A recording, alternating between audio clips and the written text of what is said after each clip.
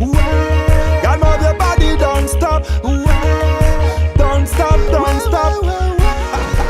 Jeune artiste de reggae dancehall, Mathieu Ruban, de passage en Martinique, s'accorde une pause pour nous parler de lui. J'ai commencé dans la musique depuis tout petit, dès les premiers pas. Voilà, parce que mon père, c'est le fondateur de Raga Dub Force, donc c'est-à-dire les groupes fondations à Paris, même aux Antilles ici, Raga Dub Force à l'époque, donc j'ai grandi vraiment dans tout ça. Mes débuts dans la musique, ça s'est fait en studio, sur scène. J'ai fait le Bataclan tout petit à 5 ans, à la batterie. Et puis ensuite, j'ai enchaîné le micro. Et puis voilà, des concerts, des compilations, des CD, des albums jusqu'à aujourd'hui.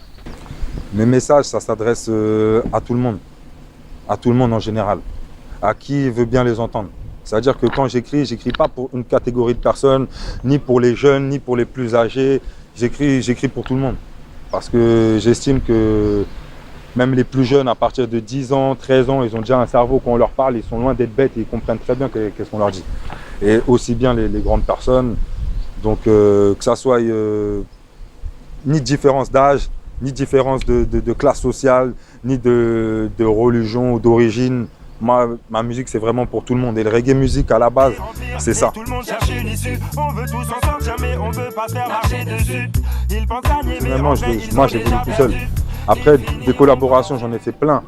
Avec des grands noms. Depuis que je suis tout petit, c'est tous des tontons pour moi. J'ai grandi avec tous ces gens-là. Comme MC Yannick, ou comme Princesse Erika, Nutty, Daddy Mori, Pierre-Paul Jacques, Tiwoni, Fefe Typical, tous ces gens-là, j'ai grandi avec eux depuis vraiment petit, depuis que je suis né, 2 ans, 3 ans, 5 ans. Donc effectivement, des collaborations, il y en a eu plein. Et pour moi, ça faut que ça vienne du cœur avant. Ça veut dire que c'est demain faire une collaboration pour dire je veux me faire connaître avec tel ou tel artiste, pour moi, ça n'aura pas de sens. Et puis même s'il y a un artiste connu, que lui-même, il n'aura pas l'envie de collaborer avec moi, je ne vois pas le but non plus d'aller vouloir lui donner de l'argent pour à tout prix vouloir collaborer avec lui, pour espérer monter au niveau. C'est pas comme ça. Moi, c'est pas comme ça que je vois la musique. Si on doit faire une collaboration, c'est parce qu'on est d'accord, on est sur la même longueur d'onde, on s'apprécie mutuellement et que c'est les vibes qui font que la musique, là, elle retrouve tout son sens à ce niveau-là. La musique, aujourd'hui, moi, je dirais que c'est devenu très commercial. C'est devenu un business. C'est ça que je pense. La musique, à la base, c'est vraiment plus une vibration, un message à faire passer, de donner notre message, de transmettre ce qu'on a en nous. Pour moi, c'est ça la base de la musique, de transmettre les vibrations. Aujourd'hui, je trouve que c'est... Il y a encore beaucoup d'artistes qui le font encore, mais il y a beaucoup que c'est devenu un business. On fait beaucoup les choses dans la musique par rapport. Ça perd de sa valeur de base, on va dire. Pour moi, la musique, c'est ma vie. Ça représente tout pour moi. Je ne peux pas imaginer ma vie sans musique. Donc, pour moi, effectivement, c'est hyper important. Et surtout aussi que ça dégage des choses positives. Parce que tout le monde vit avec la musique. Et la musique, elle est dans la vie de tout le monde. Et peut-être des fois, on ne s'en rend pas compte, mais il y a vraiment des vraies vibrations qui passent dans la musique. Ça passe aussi dans le corps des gens.